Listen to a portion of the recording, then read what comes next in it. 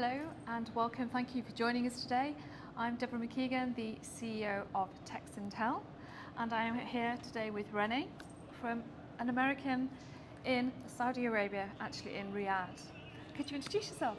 Yes, hi everyone. I'm Renee Lamb, an assistant professor at Virginia Commonwealth University in the United States and owner of a small social enterprise called Soulier, which does luxury artisanal accessories. It's great, it's great. So we're here today at Saudi Fashion Week and we're on day 3. Lots to learn, lots to share. If you had a couple of takeaways from our experience here as regards the education and the awareness and what we need to share in order to encourage growth within the technical sector for textiles and the fashion industry as a whole here.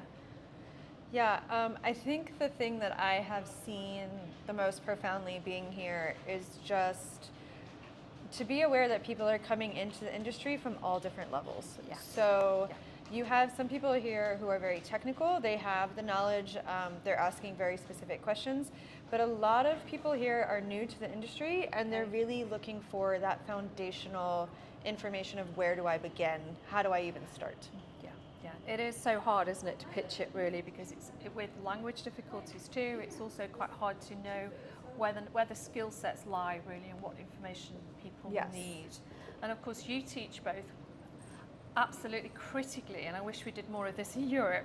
You teach business studies along with design, so you actually teach people how to build a brand. Could you tell us a little bit more about that?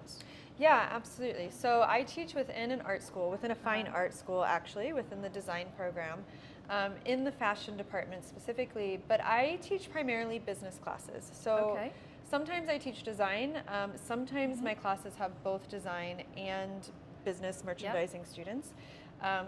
But thinking about how do we take business-minded students and make them have a more creative mindset, because they can be very boxed in sometimes. And then how do we take those very creative students who don't think they have a business mindset and give them the foundational business skills so that they can take what they're passionate about, which is creating, and really put it into the marketplace in a way that has an impact, because it doesn't matter what you create.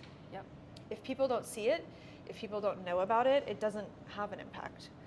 So you have to be able to do both sides of the story to really create impact and change, which is what I think almost all of my students really want to do.